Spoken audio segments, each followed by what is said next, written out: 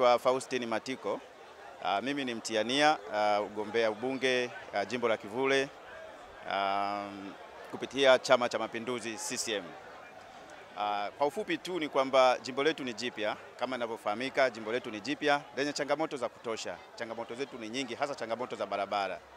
Sasa cha kwanza tunachoenda kukifanya sisi tutakapopewa ridhaa ya kuongoza jimbo letu, tutakuwa na ofisi za jimbo ndani ya jimbo la Kivule, ili mbunge pamoja na jopo lake zima la madiwani waweze kufanya kazi ndani ya jimbo, kuzitatua changamoto zikiwa ndani ya jimbo. Tutaenda kwenye vikao vya halmashauri palipokuwa na vikao vya halmashauri, lakini siku za ufanyaji kazi wa kila siku lazima zifanyike ndani ya jimbo la Kivule. Hiyo ni sera ya kwanza kabisa, kwa sababu tunataka kutatua changamoto za jimbo hili ambazo zimekuwepo kwa muda mrefu.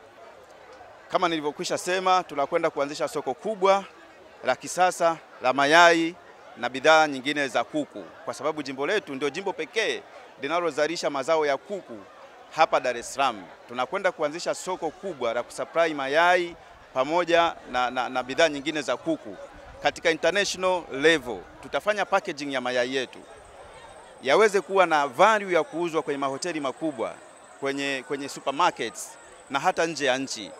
Tuongeze thamani ya mazao ya kuku, kwa sababu mazao haya yanatoka ndani ya jimbo letu la Kivule kama nilivyokwisha sema. Lakini kingine ninachoenda kufanya ni nini? Mimi ni mtaalamu wa mafuta na gesi. Kwa kweli jimbo letu limepata bahati ya kupitiwa na bomba la gesi ndani ya jimbo letu linalotoka Mtwara kwenda Dar es Salaam. Bomba hili linapita ndani ya jimbo letu la Kivule. Sasa fursa hapa ni nini?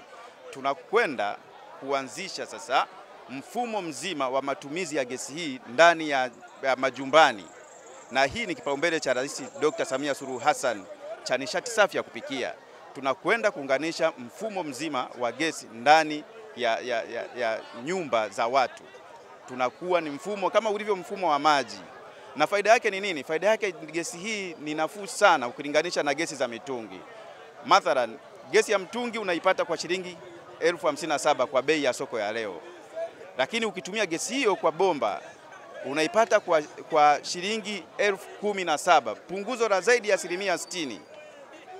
Hii ni fursa kubwa ndani ya jimbo letu. Tumeshakuwa na hili bomba kwa miaka zaidi ya 20, hatujalitumia. Sasa hicho ni kipaumbele namba 3 ambacho tunaenda kukisimamia kwa wivu mkubwa, kwa nguvu kubwa pia.